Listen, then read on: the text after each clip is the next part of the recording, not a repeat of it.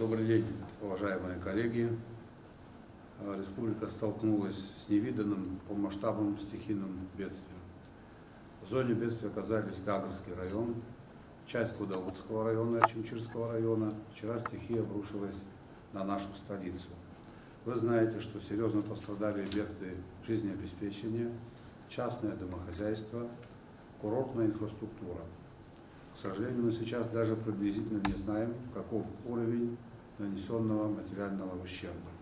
Стихия нарушила коммуникации, разрушены участки автомобильных дорог, прекращено железнодорожное сообщение с Российской Федерацией. Но в этой ситуации первична жизнь и здоровье граждан.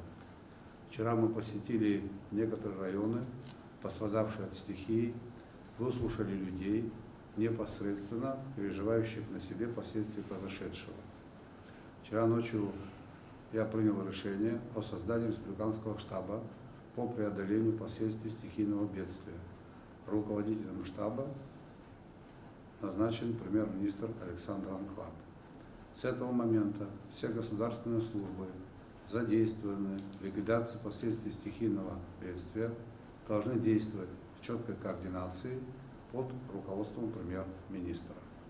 Александр Латинсович, из общения с гражданами, оказавшимися в зоне бедствия, мы услышали об основных проблемах, которые они испытывают в этих условиях. Среди них, и это очень важно, туристы, люди, которые приехали в Абхазию с семьями на отдых, но оказались в непростой ситуации. Поручаю вам и республиканскому штабу незамедлительно задействовать все ресурсы наших ведомств, Министерства по чрезвычайным ситуациям, Министерства обороны, Министерства внутренних дел, в тесном взаимодействии с уполномоченными органами государственной власти, Министерством по туризму, главами администрации районов и другими структурами обеспечить продуктами первой необходимости прибывших на отдых граждан.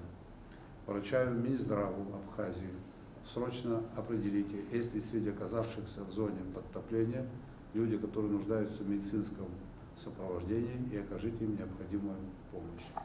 В тех случаях, когда туристы изъявят желание покинуть республику, обеспечить им такую возможность. Я вчера слышал жалобы, что недостаток еды в зоне стихийного бедствия в связи с невозможностью дойти до магазина. Когда есть проблемы с питьевой водой, с детским питанием. Всем этим необходимо обеспечить гостей и наших граждан. Сейчас самое важное, чтобы оказавшиеся в чрезвычайной ситуации граждане и гости оказались не одни со своими проблемами, а и получили нашу поддержку. Что касается наших граждан, то республиканскому штабу необходимо реагировать на возникающие проблемы и работать над определением масштабов нанесенного ущерба.